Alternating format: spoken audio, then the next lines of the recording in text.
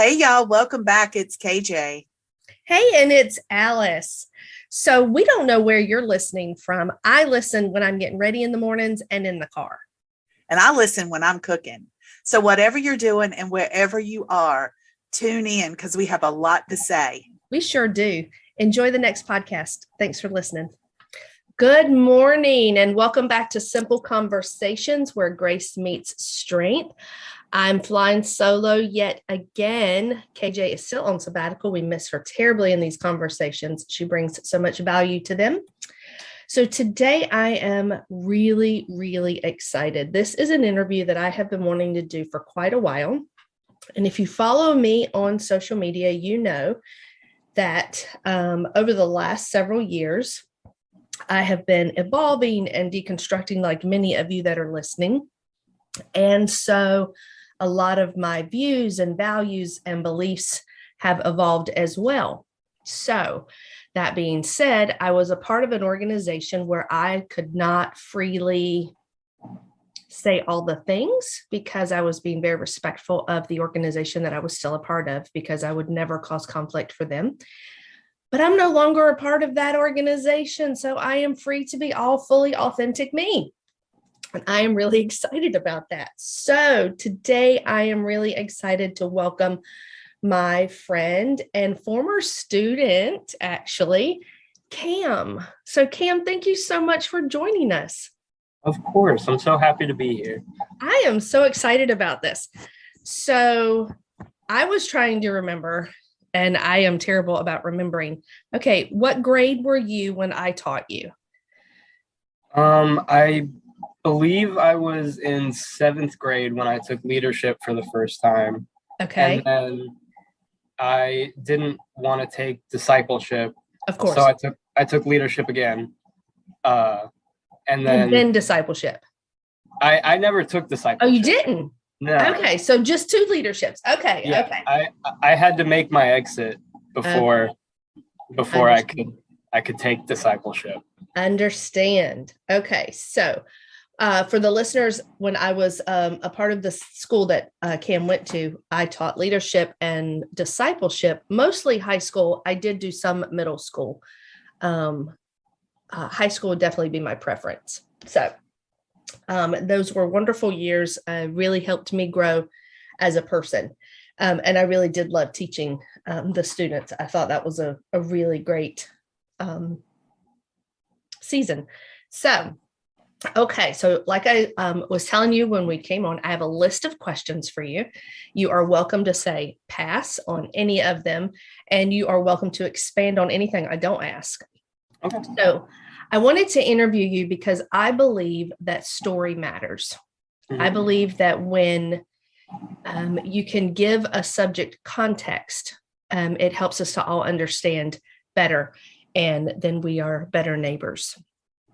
So I would love for you to start and just share with us your story, and then whatever questions you don't answer, then we'll go from there.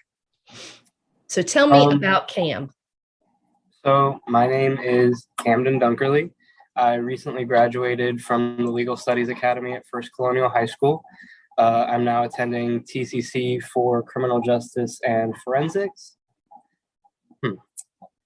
I guess I began my transition about 6 years ago. So when I was maybe about when I was 13 or so. So maybe about 5 years ago. And it really just, it was something that was just necessary for me.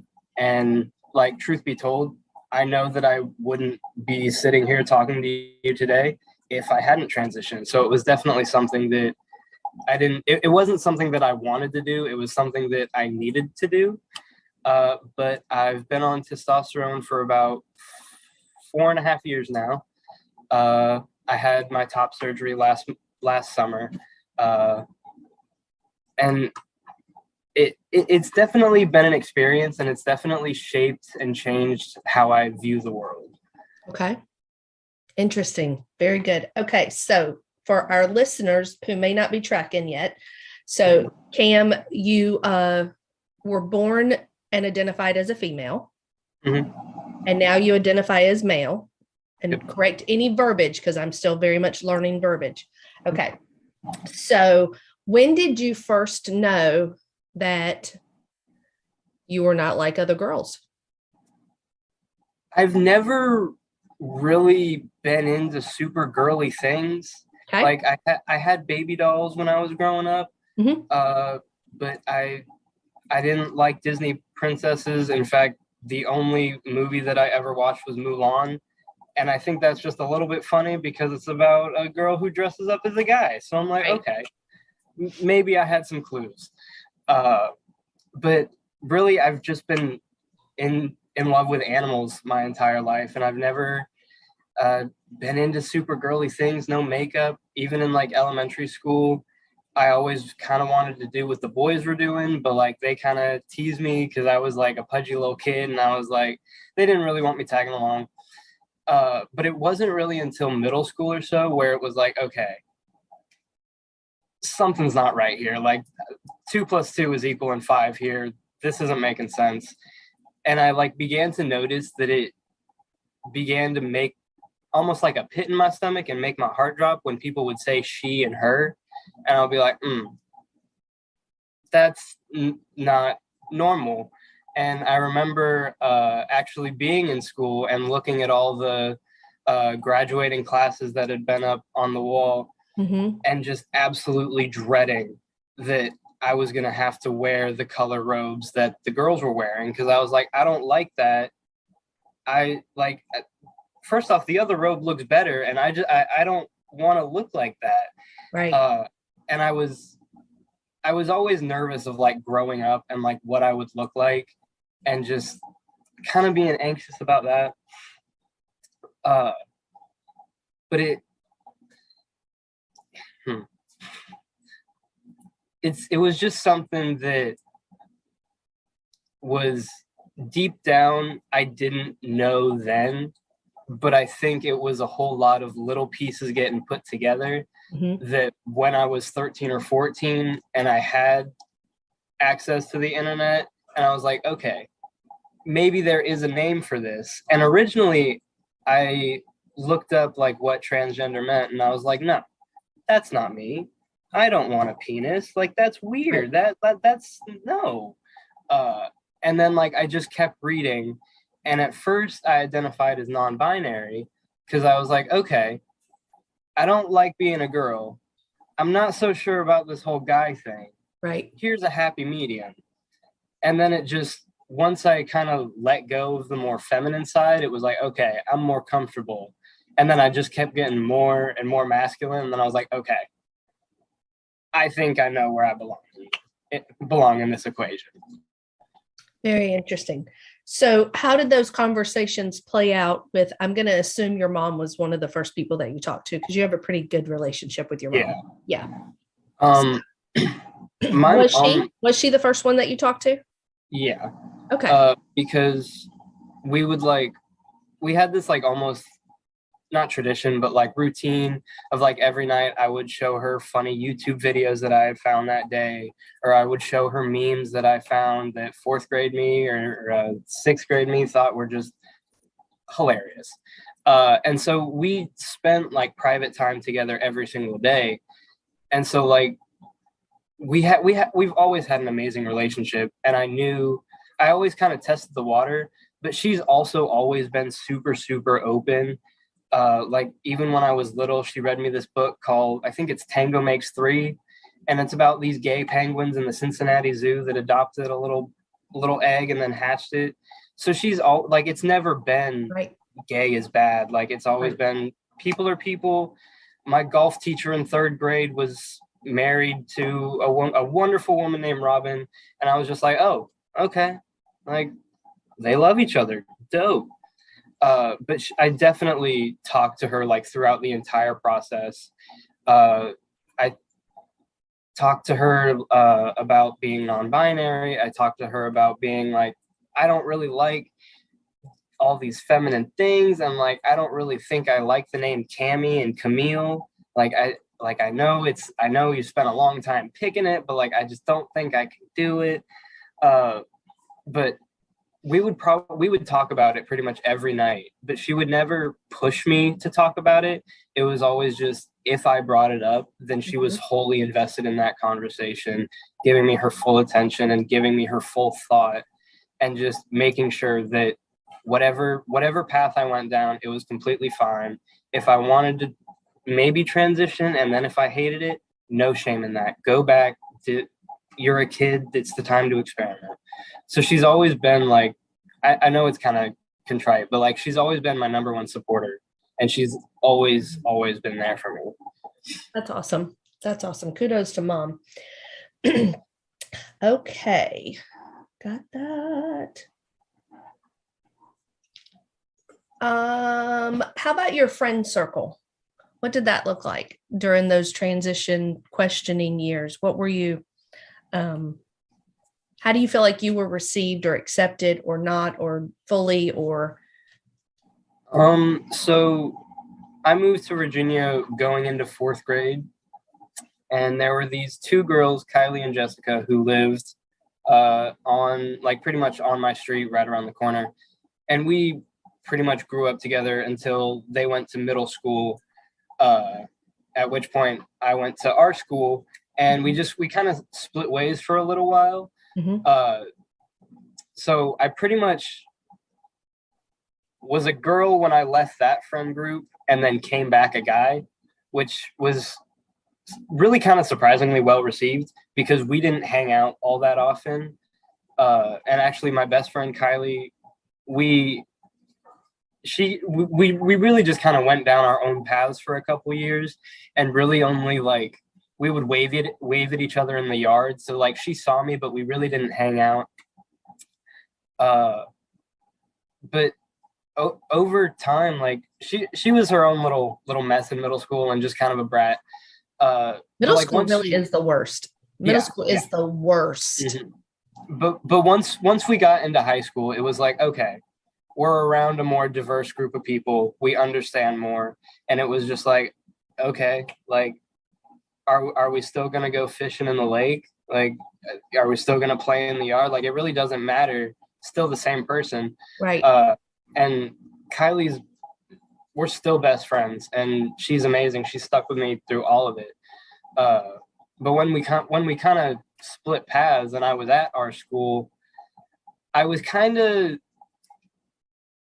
thought it was subtle back then. Looking at pictures, it was really not that subtle. But I kind of began to transition in like in an environment that wasn't all that supportive of that. Mm-hmm. And I pretty much just denied that anything was happening. And all my friends in class really didn't have, like, they didn't say anything, because I didn't say anything. Right. So it almost felt like don't ask, don't tell. But I mean, I can't say that it ever, like, affected our friendship, but I also knew that if I had told them, and if they knew, that friendship would no longer be a thing. Do you think more on the student part or on their family part? I think, because I know some of those families, and that's why I'm asking. Yeah, I think, of course, I haven't been in super close contact since I left, but I have gotten lunch with a couple of them. Mm-hmm. And it was fine. But at that point when I was transitioning, I knew that it was not a good idea or a safe time or place to tell them. Also because I knew that would mean my exodus of the school. And at that point, I really didn't want that. I really did enjoy the environment. But looking back, it was not subtle at all, because I had began taking testosterone in December of, I want to say, 8th grade. Okay. And for about a year, I had a really sore throat, and my throat was really scratchy. So that's why my voice was a little deeper. Nothing else was going on, just a little itch in the throat. And obviously testosterone brings along changes. And I remember going to the bathroom one day, looking in the mirror and being terrified that I had an Adam's apple all of a sudden. Because I was like, oh no, girls don't have Adam's apples. As far as everyone in school knows, I'm just a girl with a very short haircut and a slightly suspiciously deep voice. But like, that's. Was it hard? Was it hard to keep everything on the inside? Like, was that, did you feel isolated or alone? I did and I didn't, almost because I had not really a separate identity, but I was definitely somewhat of a different person while I was at school. Right. And obviously I didn't let all of my personality come out, or I made parts of my personality that I didn't really like come out just a little bit more, just so I wouldn't arouse too much suspicion. It was kind of weird just because I passed as male pretty much everywhere outside of school. So I would go to the store and they'd be calling me sir and he and him, and they'd think I was a regular guy. And then I would go to school and it would be she, her, Cammy. Like it was definitely something, but it was almost something that I wanted to go to the school. I had already planned on leaving after my freshman year, and it was something that I was willing to put up with so I could just stick it out. But it was definitely something that I just remember getting the pits in my stomach every time, like, that would be like, oh, that's hers. Like, she's going with you. Like, it was hard in the sense that I was really close friends and they didn't know like who or like what I was actually feeling on the inside. Right. And that even though I'm obviously the same person, I wasn't giving them my true self. Right. Yeah, that is challenging. Okay. So, where are you in your journey now?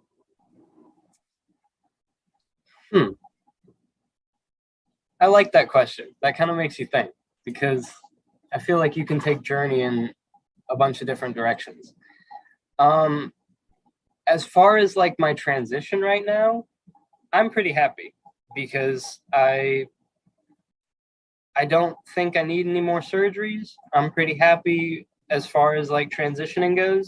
I feel like I need to go on a little bit of a mental journey and like figure out fully who I am, because I do almost find myself associating with kind of like the macho, not so nice, like kind of weird guys, just because they're there, and I almost see it as not a safe haven, but it's like, okay, they see me as a guy. I don't want to mess that up, and I really don't like that for myself. And so I'm also trying to be like more accepting of myself and others, and just understand that nothing is linear and everybody is on their own path, and everybody needs to take their own time to get to certain goals. There's not a timer on anything. There's no rush. Like, I just need to learn that everybody has their own pace, and that's completely okay. And that I need to find my pace, and that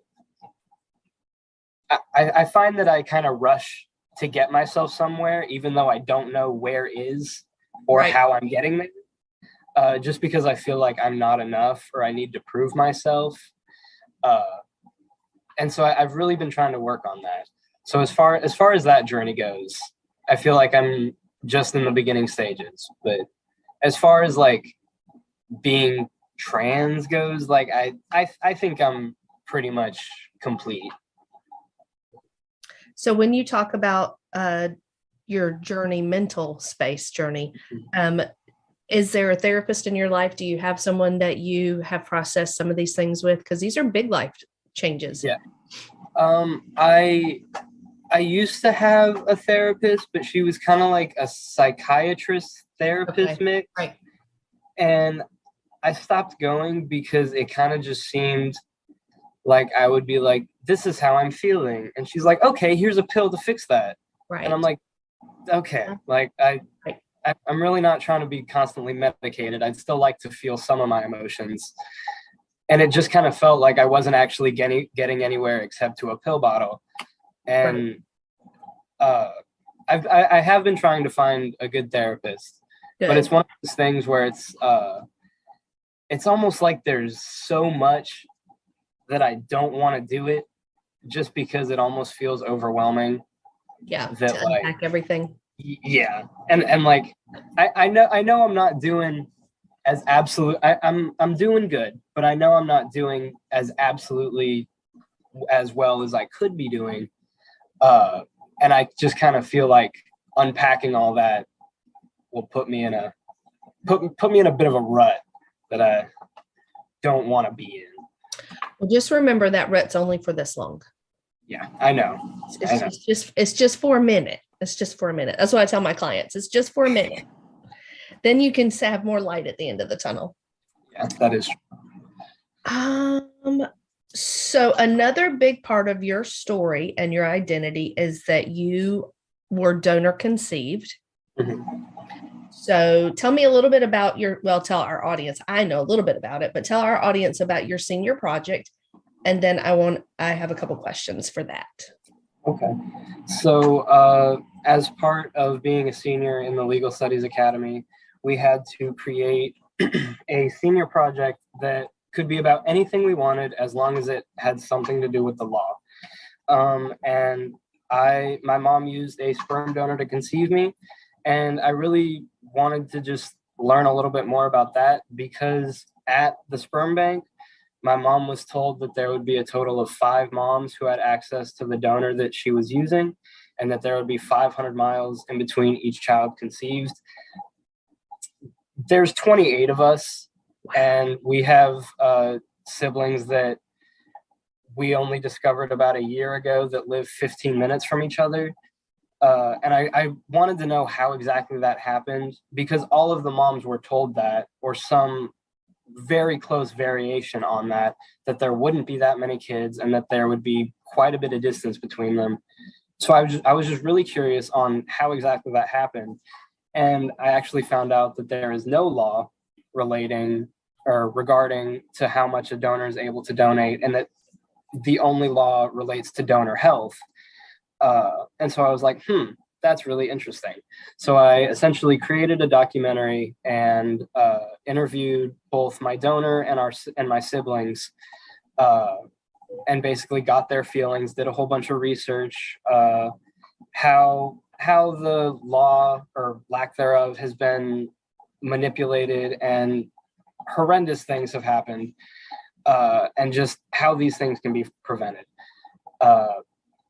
But as far as my siblings go, they've all been extremely, extremely supportive. Yeah, that's cool. So that was my other question.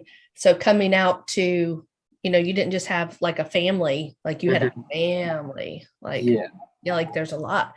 Well, that's awesome. I'm so glad they were all supportive. And do you maintain relationships? You do with some currently. We have a big group chat on Snapchat. Okay. That has pretty much all of us on there, and it's a little it's a little bit weird, because obviously I don't make being trans the center of my identity. Right. I just don't think everybody needs to know. And like, obviously, if you ask me, I'm gonna say that I'm trans. But it's one of those things where it's a little awkward with the siblings, where it's like, I don't know if other siblings are telling them. Like, it's happened a couple times when we find new siblings that someone else will tell the new one before I can tell them. So actually, when we found a set of triplets in Texas, wow, they have 2 moms, but their moms didn't want them to have contact with us pretty much at all. But when we reached out, we made contact, and they came into our group chat, and I got a individual chat from one of them that said, Oh, I'm sorry. I don't know if I preface this. They live in a very, very small town in Texas. Very, very conservative. Little, we've seen the Facebook posts. They're a bit iffy. So I got a chat that said, hey, wait, so-and-so said you're a transgender. And first off, like the verbiage of that made me nervous because I was like, a transgender. And I was like, that's not starting off good here. And I was like, yep, that's me. And then they're like, oh, that's so dope. That's really cool. We have 2 moms. And I was like, oh, thank God. Cool. Like we're doing good still. But I haven't had a bad reaction from anybody. And even like the siblings that my mom and I have been in contact with since I was born, and like my moms have been sending pictures back and forth, they've all been fine with it. And in fact, they even at the beginning of my transition, there's we have our main group chat, and then there was a girls chat and a guys chat, and they've since kind of dissipated. But I was included in the guys chat, and I was like, okay, I feel like I've made it, like I did it. But it's definitely been a lot better received than I would have anticipated, having so many people from so many backgrounds, from so many different places in the country. Well, that's awesome. So, a quick question, and then I want to dig into something that you just said. Did being a transgender person have a lot to do with where you chose to go to college, where you applied? Like, is that something you took into consideration? I had kind of already wanted to go to TCC just because I'm not the biggest fan of school. And I knew that if I didn't start taking classes that really interested me right away, then I wouldn't stick with it. And I really didn't want to pay for a traditional college. I to be honest, I applied to 2 colleges, and it was Radford and GMU, and it was pretty much just because they kept berating me with different letters and emails, and so I was like, okay, fine, you got me, like, let's go. But I can't say that I really took it into super big consideration because I already knew that I didn't want to go anywhere in the Deep South just because it's not something that I want to do. But even like schools around Virginia, I really didn't take it into consideration just because at least I think I passed pretty well. And I would say 98% of people that I come across wouldn't have a clue that I'm trans. And so I really didn't think it was like going to be a safety issue or anything. Because really, I feel like the only person I would have to tell is my roommate. And that would be the only big issue. So I can't say that I thought about it all that much, but I can say that I'm very fortunate that I don't have to think about it all that much. And that a lot of people didn't have access to what I had access to. And they really do have to think about where they're going in terms of their safety. That is my next question. So tell me about that. Is that something that, so I would make the assumption, please correct me, that because you appear to be an average white male, that you carry some privilege with that. Yeah. Yeah, I would imagine. Yeah, and I've definitely noticed that. Yeah. Yeah. Like, so when you identified female versus now, do you tell me something that you pick up on? People don't hassle me as much. Like even though I was little, like I was, when I was like fully thought that I was a girl, even as a young child, it seemed like people were just constantly helping me the way that they weren't helping the boys, and like that I needed assistance or I had to do different things that the boys didn't have to do. and it wasn't in my house because my mom and dad were always like, no, chores are an everybody thing. But just in school, it was kind of something where it was like, oh, the boys are going to do that. Like, that's okay. They get a pass.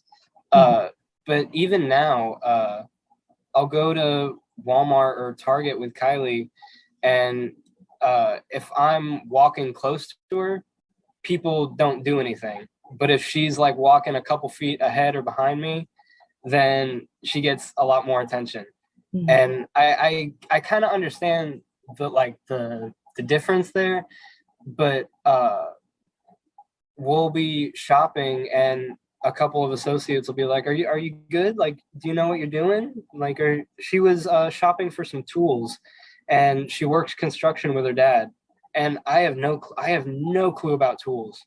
And she was looking, and she had two Walmart employees come up in a span of like maybe 3 or 4 minutes being like, are you good? Do you need any help? And I got nothing. I was just standing there, my hands on my hips. I thought I was looking pretty dang clueless, and I get nothing. And she was picking out exactly what she wanted, and she still got asked if she needed help. So people, I feel like definitely that I have noticed the increase in privilege that has happened. And it makes me feel kind of bad, because it's like, it just happens. And as you see it increasing, you see how bad of an issue it is. Yeah. Yeah. Again, given something context that we originally did not have context for. Okay, here's a tough one, maybe. Did it cost you to transition?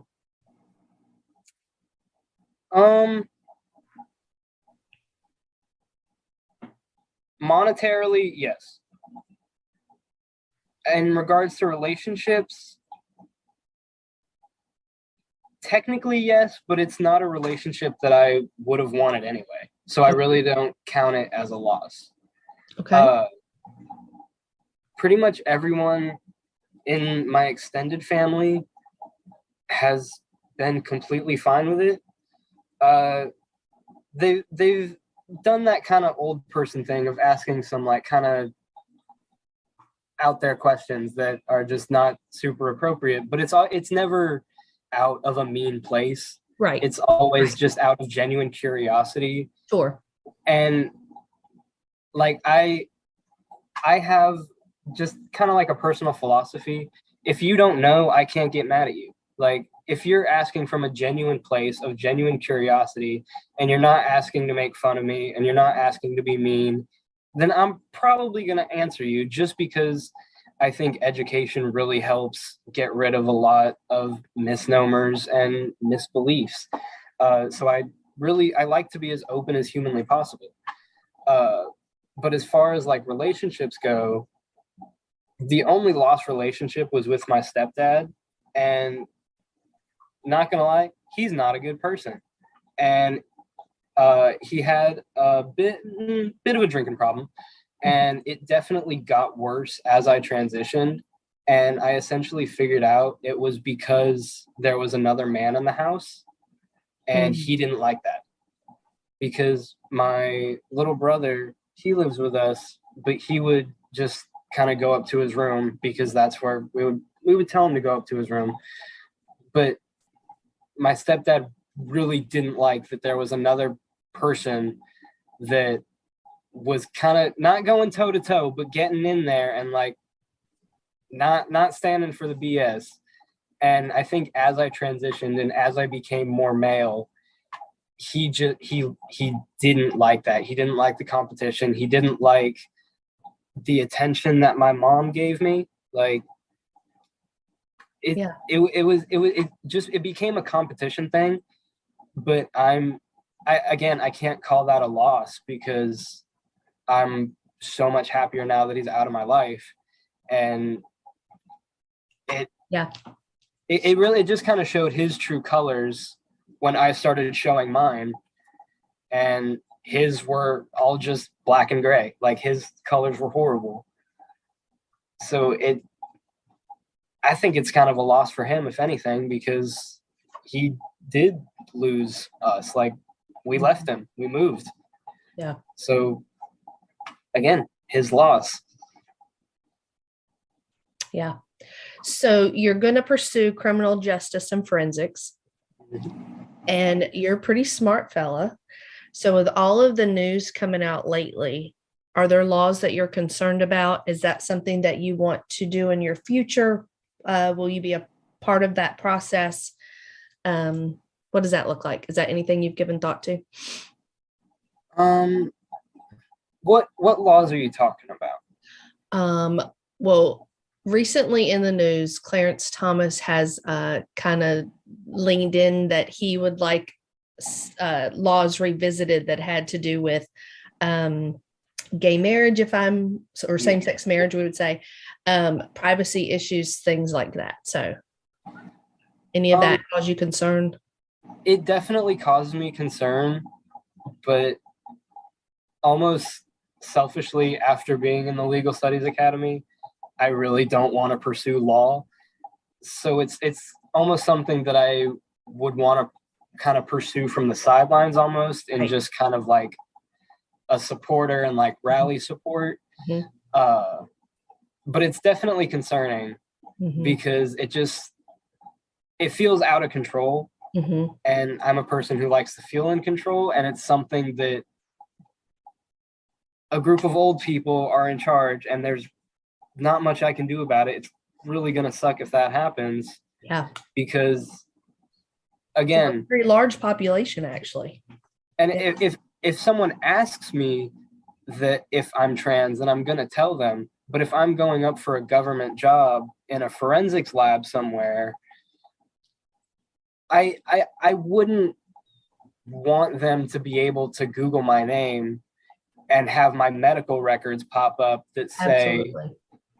oh, this medical record from 2018 says female and Camille, and then this one says male and Camden. So like, what happened there? Or like go into court records and get my name change document. Right. It's definitely concerning because you don't know who you're working with. Right. Until you're working there, which then makes it a safe time to disclose that. But I definitely wouldn't want that to be something that you can just Google about somebody. Yeah, I think whether we're in the transgender or LGBTQ community or not, my past is not anything I would want somebody to be able to Google and say, oh, hey, yeah, back in like 1995, I'll be like, I don't even know who she is. Like, I don't know who she is. Yeah. Well, if it doesn't pertain to the job, then what does it matter? And it doesn't pertain to who I am today, right? Exactly. Yeah, like agreed. It doesn't matter. Right. Okay. So tell me, what do you wish that people knew about you? And what do you wish that people knew about the LGBTQ community?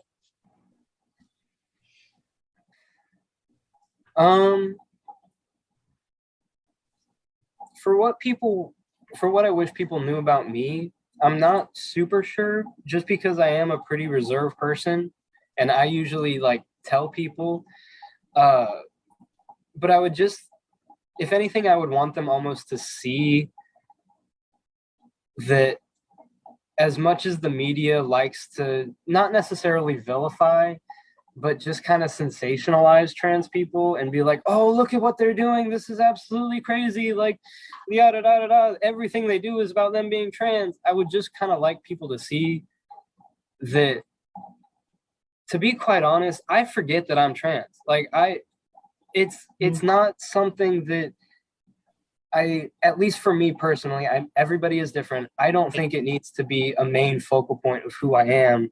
And I can exist outside of my transness. Like, me being trans doesn't need to be like, I'm not wearing a button that says, hi, I'm trans. Like, people don't walk around saying, hi, I'm cis, hi, I'm straight. It's not it. Right. It doesn't, I would just want people to see that I can exist. I have all these other things. I would so much rather talk about like I would rather talk about dogs. I would rather talk about being donor conceived. I would rather talk about forensics than me carrying a conversation about me being trans, just because I don't think it's that important. Like, I think it's important for people to be absolutely comfortable in who they are, but at least for me, it's not the most important thing that everybody knows that. So I would just, I would just want people to see that I can be trans and be completely fine. Like, I'm almost like those exercises where it's like, I'm trans and yada da da da. Right. But as far as the community, I would really wish people could almost see that there are people behind the rainbow flags. And I kind of feel that because the world is really messed up right now, and nobody is 100% happy, I think it makes everyone just a little bit upset to see people that happy in really any sense, because it's like, dang, like, just, I feel like it just gives a little tinge of jealousy. But just see that, like, these people aren't running around with rainbow flags 24/7. We're working, we're living lives, and it's very important to be proud of who you are and be comfortable with who you are. But I think people would just need to understand that there is a separation and a unity of it, where people are gay, but they're not only gay. Right. We had in one of our last gender sexuality meetings at school, we had City Councilman Michael Berlucci come in because he graduated from First Colonial, and our sponsor for the club actually taught him in 6th grade. But he said something along the lines of, I want to be the council member who's gay, not the gay council member. Correct. And I was like, I really like that, because it's an addition to someone's personality and who they are. It's not the entirety of who they are. Exactly. Yeah. Very well said. Very well said. Okay. Before we close, is there anything else you want the audience to know or to think about, or? I don't think so. Well, I appreciate you coming on and sharing your story. You had been on my mind and heart for quite some time to do this. And obviously I had to wait until I was in a place where I could fully do it as well. So thank you. From KJ and I both, we both really appreciate you doing this and being vulnerable and sharing your story with us and our listeners. So listeners, you know that you can come in at any point of listening to this podcast and post your questions.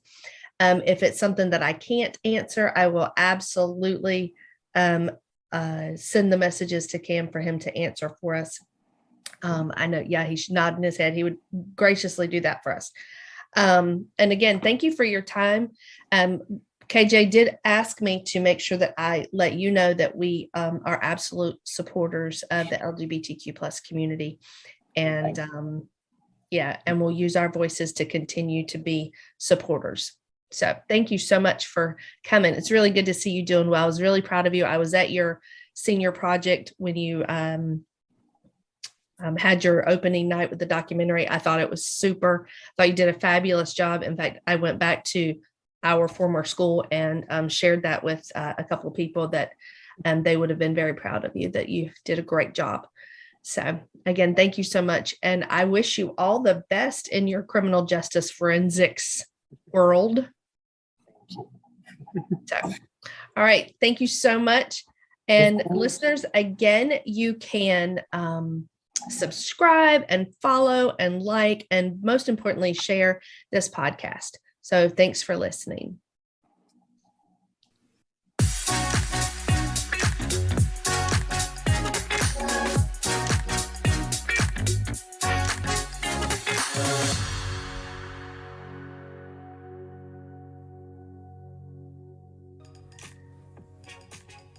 Hey, you guys, We just want to say thank you today. We want to thank our listeners and those of you that have subscribed to the Simple Conversations podcast. Friends, thanks.